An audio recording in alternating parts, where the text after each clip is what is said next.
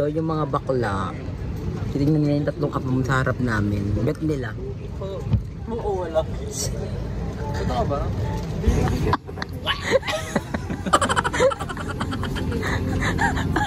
Good evening, the back door is now open.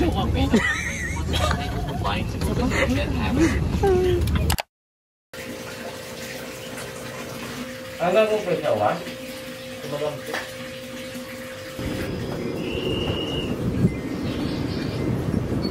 Hindi na mag-ilaw, boss. Ha? I'll be your face, ha?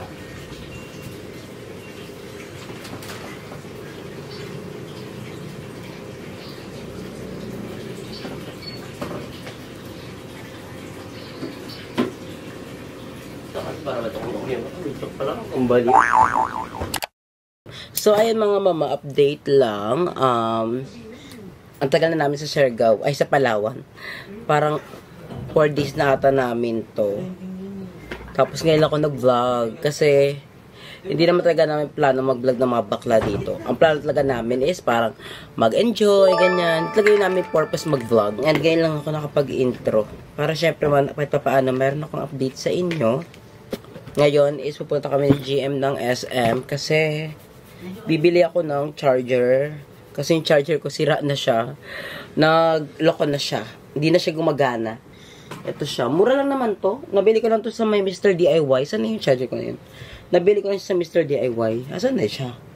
Ay, ito pala. Nabili ko lang to sa Mr. DIY. Ayan. Sira yung dito niya. Sira na. So, hindi na siya gumagana. Hindi na ako namimili ng charger na baka masira yung phone ko. Kasi yung phone ko mismo is pasira na siya. 69 na lang yung battery health niya. Ayan yung battery health ng phone ko. Kita ba siya dito? Ay, pala babaan pala yung brightness. Ay, kita nyo ba yan?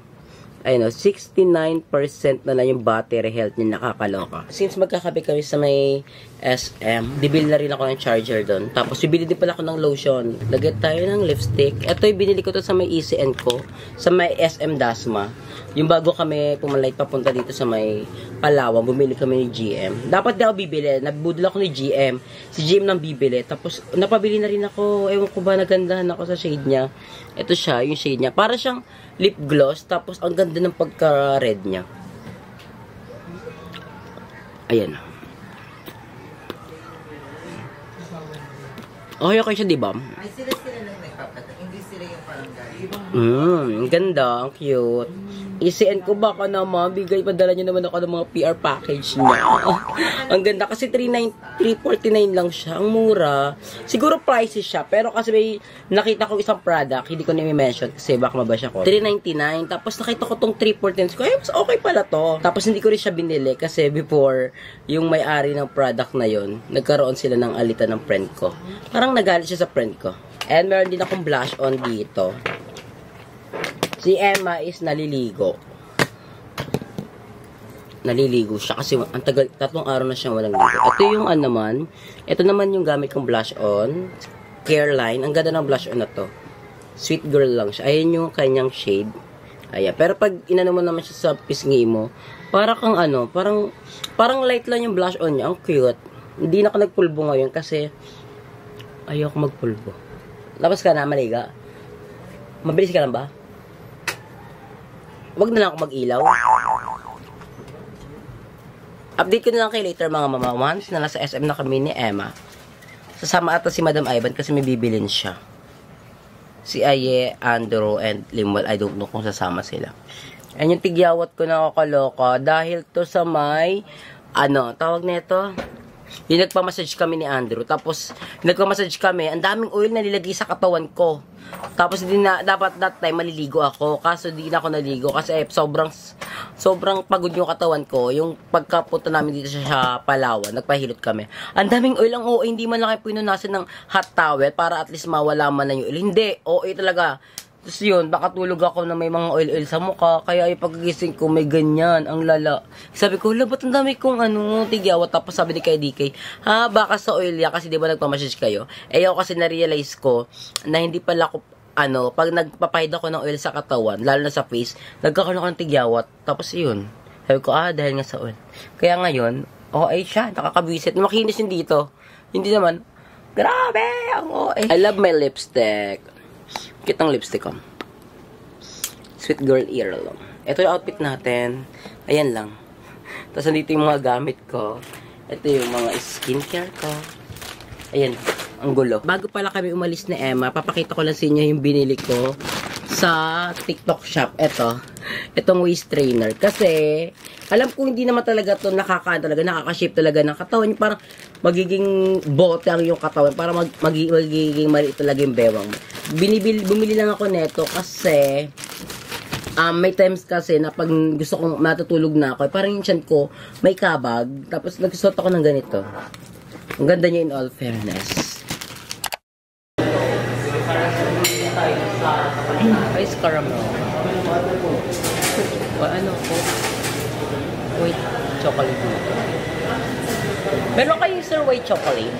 Wala. Dapat meron kami. Ayoko na ng tamis. Isang ano na nga lang po. Isang vanilla latte. Ay, double chocolate latte. Okay. Ice din po. Large please. Ice ba na? Ice. Pagod pag large. Ayaw pagod pag mainit. Parang pangat ang filter ng camera ko. Sa exposure yan.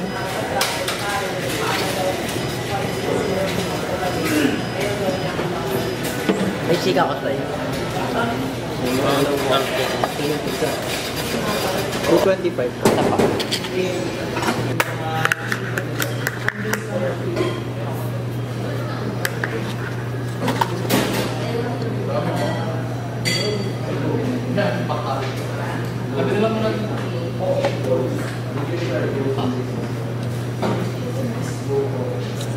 So, andito kami sa my coffee bean. Ayan.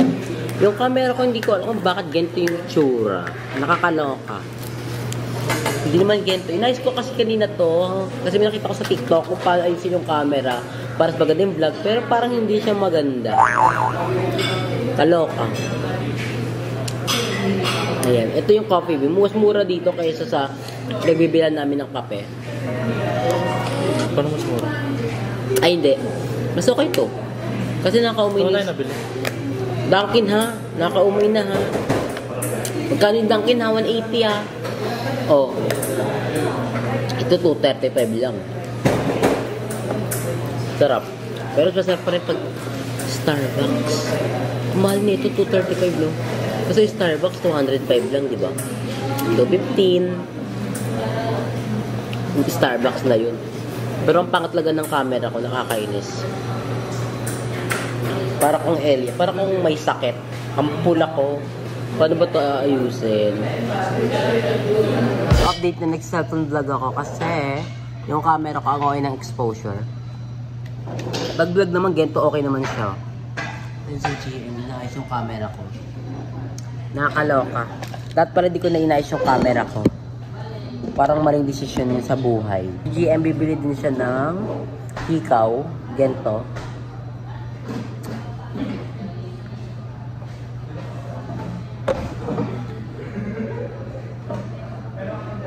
Sa init lagi siya na. Ayan mo na. Kanina kasi nag-vlog ako sa bahay eh. Nag-vlog ako kanina sa bahay.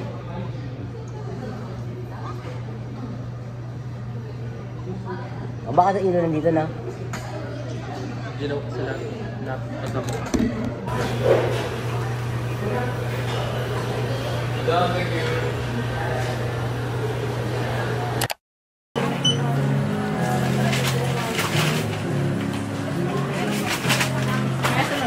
Wala po. Thank you. Paperin na lang. So, ayan. Nasa may minutes na tayo. And bibili tayo ng charger. Ayan. 199 pesos lang. Sa iPhone 11 na malapit na masira.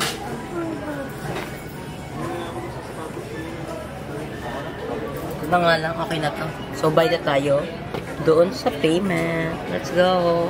Mag-buy na tayo. Hello po. Mag-buy na tayo. Opo, pang iPhone. Magkano yan? 199? Huwag naman.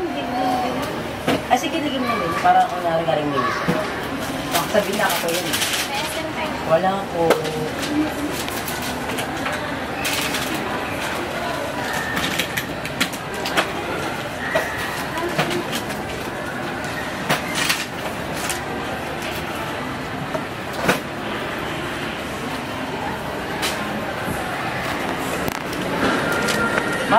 ilaw? Okay naman. Yung face yung pangit. Okay. Hello po, tapos na tayo magbayad. Uwi na po tayo. Bibili ka ba? Tara na. Ano na yan? Si bakla oh. So, choose na si Mama. 170 per order, sir. Choose na si Mama ng apa. May apam na siya. Ay, ano ba masasabi mo na inaangat niya yung bandera ng Pilipinas? Gagawit lang. Napapasubok si mama sa ano, sa apam. Pinapa-order sa kanyang tig 170 isang burger. Birthday gaga. Alibot. So, ayan si... Ay, may coffee din sila oh. Ha? Yun yung iced coffee. Ang problem, parang ayaw tayo pabili ni Kuya. Parang minamalitahan niya. Love kit. Ako lalapit. Pero choose ka niya, Mama. In English ka niya. Pero nakasagot ka dun, ha? Ay, ako, syempre. Gusto ko yung nakasagot ka. Kaya na-excite ako pumunta. Sa Soon siya. may pupuntahan akong beach. Alabangan niya. Dapat kasi nagbra ka ngayon. May bra ka ba? Pwede namang dubarin ko na. Sige, patingin nga. Charing gago, wala akong bra. Para kang yun sa mga ano, be. Yun sa mga payo. Tagasan ka. Ako? Bakla oh. Yung ini-interview, tapos dito lang yung kita. Tagasan ka, kuya? Diyan lang po. Nagtitinda po ako ng ano, ng hotdog. Ano ka ba? Top or bottom? Depende sa ano, sa katapat. Marami to ko. Bakla, excited niya ano ako. Dinosaur ka ba? I would argue about that. Isipin mo, 70 to. Hindi nga ba siya. Walang... Sa mga kabataan dyan. Mga gulang. And originally diet for us and all the time. Ba't sa mga sa lulang ceiling? May kami kanina. Walang sila. Hop. Enjoy. Hindi siya ano, parang maasim. Oh, don't worry. I will rent one day. You can give it back now. One day I will put it in your mouth.